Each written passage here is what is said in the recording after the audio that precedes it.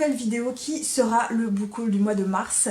Et autant vous dire que je suis méga en retard puisqu'au moment où je vous tourne cette vidéo, on est déjà mi-avril. Et je pense que le temps que je vous la monte et que je vous la poste, on sera déjà fin avril. Ouais, un mois de retard pour un book haul.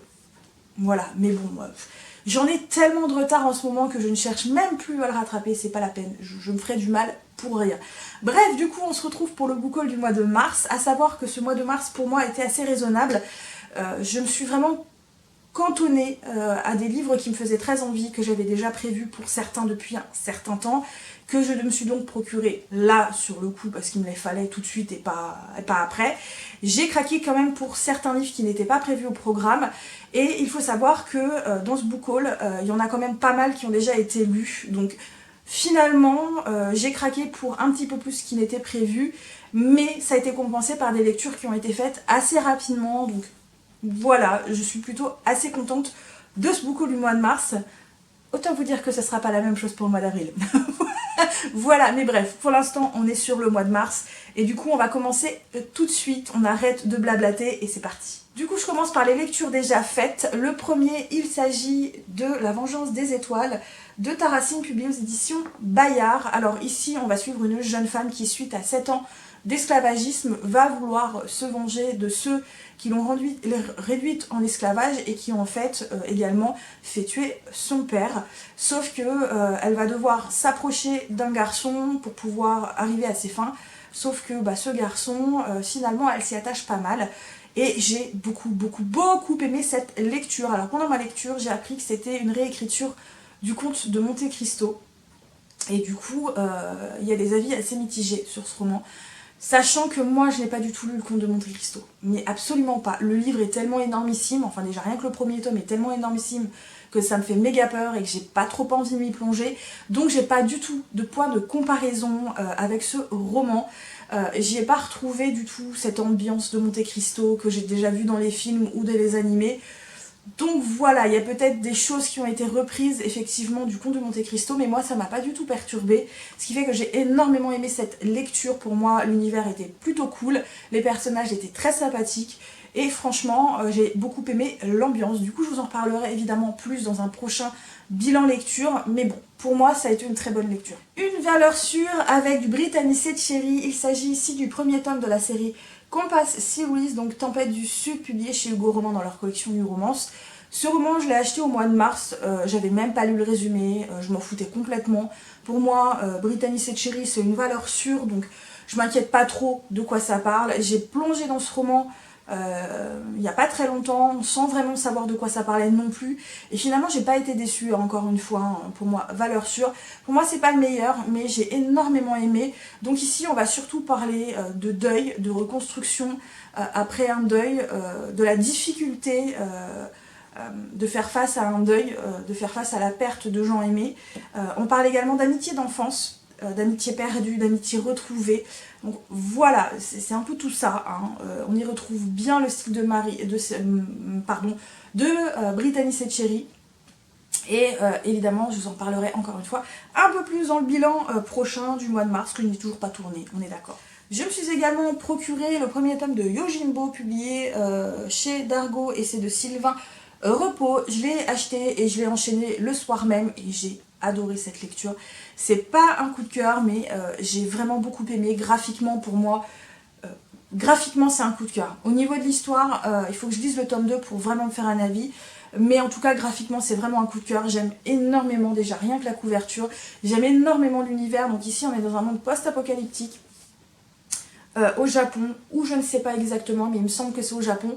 On n'en parle pas vraiment du lieu, on est plus dans une espèce d'ancien parc d'attractions assez énorme qui a été abandonné après apparemment une apocalypse. Voilà, on ne sait pas trop ce qui s'est passé. Et les robots qui y travaillaient, qui fonctionnaient là, continuent de fonctionner, de faire leur petit train-train quotidien et de mener leur petite vie tranquille jusqu'au moment où on en rencontre un qui va finalement tomber nez à nez avec un enfant et le robot va protéger l'enfant suite à une agression d'autres personnes. Et à partir de là, tous les deux vont décider de partir ensemble à l'aventure pour essayer de sauver ce petit garçon. Je m'arrête là pour le résumé, je vous en parlerai encore une fois dans le prochain bilan lecture. mais c'était trop bien, franchement, c'était trop bien. Et la dernière lecture faite pour ce book haul, il s'agit du premier tome de Frieren de Kanehito Yamada et de Tsukasa Abe, publié aux éditions Kiyun, avec moi le petit coffret collector et l'artbook ici qui rajoute un petit plus à ce premier tome. Il n'était pas prévu au programme, j'hésitais beaucoup à me l'acheter et finalement en fait c'est le libraire qui m'a convaincue, hein, clairement, parce que je me tâtais, je me disais est-ce que ça va me plaire ou pas, c'est vraiment le genre de manga que j'aime, mais j'en ai déjà tellement à lire et puis finalement il m'a convaincue, donc je me suis procuré tout de suite. Il fait pas partie de mes priorités parce que je ne sais pas du tout combien de tomes il va y avoir, donc voilà, je me tâte un peu à continuer tout de suite ou pas. Sachez que c'est que malgré tout un petit coup de cœur, on est dans un univers de fantasy et là ce qui est bien c'est qu'on va pas suivre un groupe d'aventuriers qui partent à l'aventure pour vaincre le grand méchant. On suit plus un groupe d'aventuriers qui, après 10 ans d'aventure et 10 ans de quête, ont fini justement par vaincre le grand méchant et ils reviennent auréolés de gloire. Ce sont des vrais héros.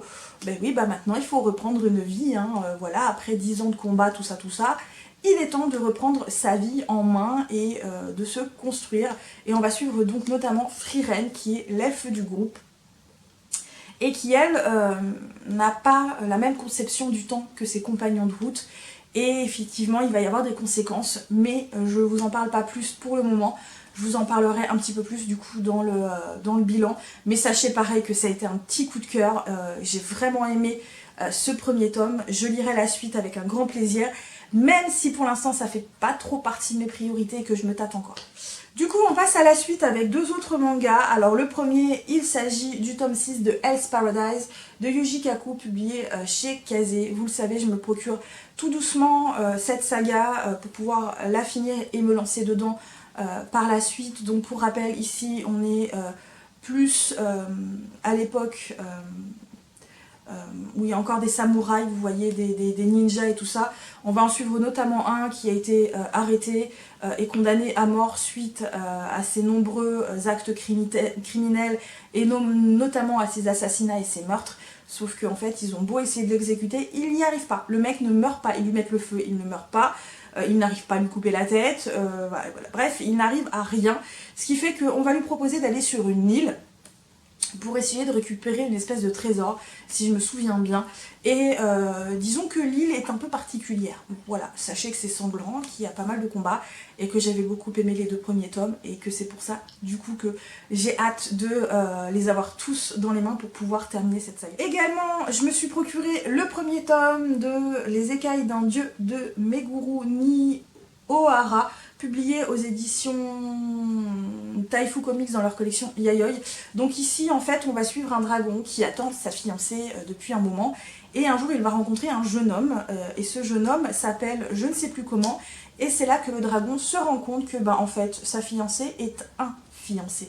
Autant vous dire que le jeune homme lui n'était pas au courant, hein. Voilà, je n'en sais pas plus, donc on verra bien ce que ça donnera par la suite. Un roman qui n'était pas du tout prévu au programme, j'avais pas du tout prévu de l'acheter celui-là. J'en avais très vaguement entendu parler mais je m'étais pas trop attardée dessus et en fait en passant devant j'ai lu le résumé et je me suis dit il a l'air cool donc je le prends quand même. Il s'agit de La Loi du Sanctuaire d'Elodie Boucher, publié aux éditions Gulfstream dans leur collection Électrogène.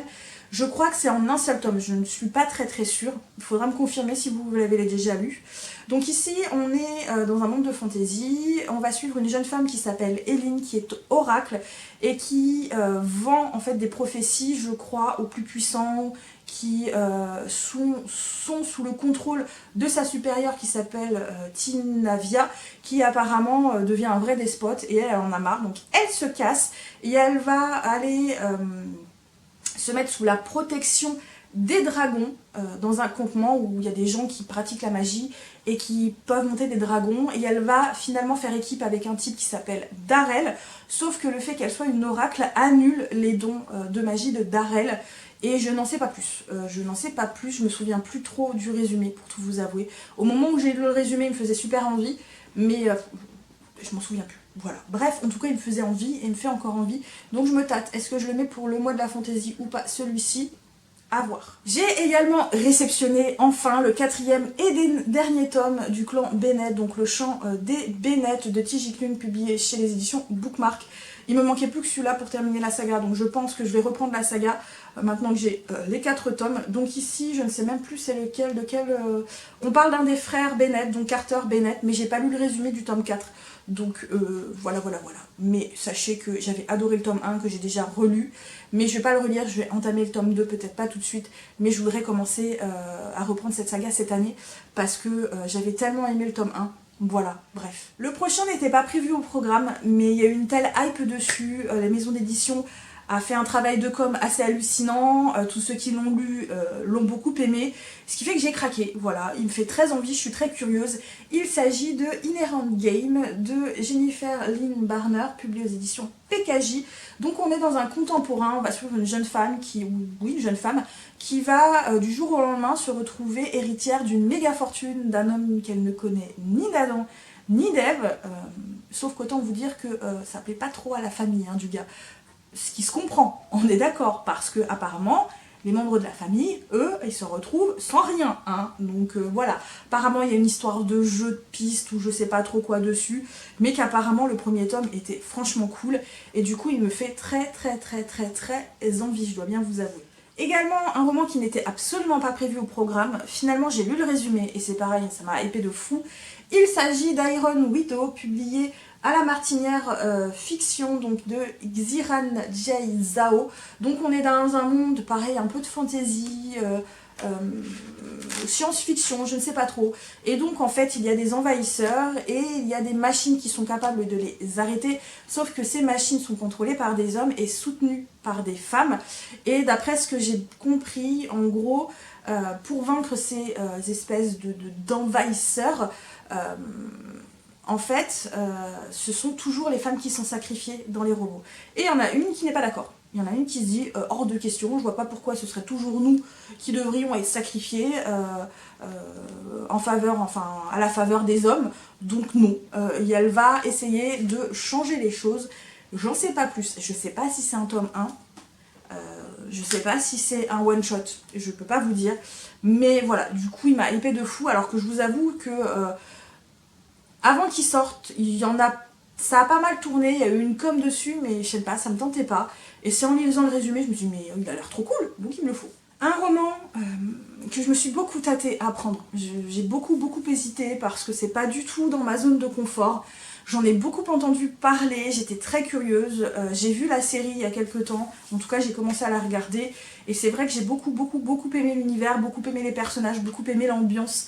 Et finalement j'ai craqué en disant je prends le tome 1, on verra par la suite si je prends le tome 2, si j'aime bien ou pas. Il s'agit du premier tome de la saga de Anne, de l'autrice Lucy Maud Montgomery, donc dans cette petite version hardback extrêmement jolie. Donc vous savez, c'est la série de Anne et la maison au pignon vert. Et j'ai vraiment aimé le personnage de Anne, qui est un personnage extrêmement rêveur dans la série et qui m'a beaucoup touchée. Et du coup, j'étais très curieuse de lire cette saga. Voilà, je suis très curieuse de voir pourquoi cette saga marche tellement, aussi bien au niveau des romans qu'au niveau de la série. Et voilà, je suis très curieuse, j'ai très envie de le lire assez rapidement du coup. Un roman que je me suis procuré parce que j'étais hyper intriguée, que j'aime beaucoup la couverture et c'est de la faiblesse un petit peu pour le coup. Il s'agit de Maître des Djinns de P.D.J. Clark, publié aux éditions La Talente. Donc moi je l'ai pris en format hardback. Les éditions La Talente, c'est une maison d'édition que j'aime beaucoup. Je trouve qu'ils font vraiment des romans hyper sympathiques, hyper originaux, et voilà, j'ai craqué. Donc ici je pense qu'on est dans du steampunk en Égypte il me semble, et on va suivre une jeune femme qui s'appelle Fatma El Saharoui, et on parle de djinn également, donc voilà, hyper curieuse. Il me fait super envie, j'ai trop envie de le lire, c'est une horreur. Là, tous les livres du book haul, ils me font pratiquement tous méga envie, c'est horrible, mais horrible. En hardback, je me suis également procuré un éclat de givre d'Estelle Faye, publié aux éditions de l'Actu SF, dans cette petite édition, voilà, que j'aime beaucoup. Ces éditions-là, je les aime beaucoup. Je sais qu'il est sorti il y a quand même plusieurs années. À l'époque, j'avais beaucoup hésité à me le procurer. Le format poche était dans ma wishlist depuis très longtemps, j'avais toujours très envie de me le procurer, et là j'ai craqué parce que je me suis dit allez, elle a sorti une suite, il y a une réédition, prends-le. Donc ici on est dans un univers pareil, un petit peu apocalyptique, un pari un peu différent. On va suivre un jeune homme un peu différent dans une aventure. Je ne sais plus trop de quoi ça parle pour tout vous avouer, parce que j'ai pas relu le résumé depuis très très longtemps, mais il me faisait très très envie. Et la libraire qui l'avait lu au moment où je suis passée à la caisse m'a dit qu'il était très bien. Donc voilà, j'ai craqué. Et pour terminer, je me suis procuré le tome 2 de l'Empire d'écume, donc ici l'impératrice aux éclats d'os, d'Andrea Stuart, publié aux éditions Big Bang, enfin, chez Brajlon, dans la collection Bing Bang, et il est 2 fois plus gros que le premier tome, les gars. Il est 2 fois plus gros que le premier tome. J'ai pas attendu d'avoir terminé le premier tome pour me précommander le tome 2, parce que le tome 1 avait été vraiment chouette et j'ai beaucoup aimé le premier tome, même si j'avoue que la première moitié je l'avais trouvé un petit peu longuette. J'aimais bien, je trouvais que c'était un univers super cool, les personnages étaient très intéressants, mais c'était un peu longuet. Je pense que c'était histoire de mettre tous les personnages en place, tout l'univers en place, mais à partir de la seconde moitié, j'avais tellement adoré que du coup je me suis dit allez, vas-y, prends-le. Donc celui-ci, je pense que je vais pareillement pas trop tarder avant de me lancer dedans, parce que ouais, j'ai hâte de découvrir la suite, j'ai hâte de voir ce que l'auteur nous a préparé pour ce tome 2. Et c'est pareil, je me tâte. Est-ce que je le mets pour le mois de la fantaisie ou pas, sachant que j'en ai prévu d'autres, et que pour le mois de la fantaisie, j'ai prévu des gros pavés. Ça va être compliqué le mois de la fantaisie à mon avis cette année. Bref, en tout cas, j'ai hyper hâte de les découvrir. Et voilà, j'en ai du coup terminé pour ce book haul qui a été un petit peu cafouillis, je vous avoue. J'ai pas mal bafouillé, il va y avoir pas mal, vous le verrez pas, mais je pense que je vais pas mal couper au montage là pour le coup. Mais pour tout vous avouer, comme j'avais pas mal de vidéos en avance, enfin en tout cas à monter, que j'avais beaucoup de retard, ça faisait plusieurs semaines que je n'avais pas tourné parce que en fait j'avais plein d'autres vidéos et que je voyais pas trop l'intérêt de tourner en urgence. Du coup, comme j'ai pas forcément le temps, voilà, j'ai pris un peu de retard sur le tournage des vidéos. Et du coup, bah, après plusieurs semaines, je me rends compte que c'est un petit peu compliqué de reprendre. Hein. Donc j'espère que si vous voyez que ça cafouille un peu, vous ne m'en voudrez pas trop. Mais en tout cas, j'espère malgré tout que cette vidéo vous a plu. Si vous avez lu certains des romans comme d'hab, n'hésitez pas à me dire si vous les avez aimés ou non, ce que vous avez aimé ou ce que vous n'avez pas aimé. N'hésitez pas à partager cette vidéo, n'hésitez pas avec les petits pouces bleus, n'hésitez pas à parler de la chaîne autour de vous. Moi, comme d'habitude, bah, je vais vous souhaiter de très bonnes lectures, à très bientôt pour une nouvelle vidéo et surtout, prenez bien soin de vous. Bye bye.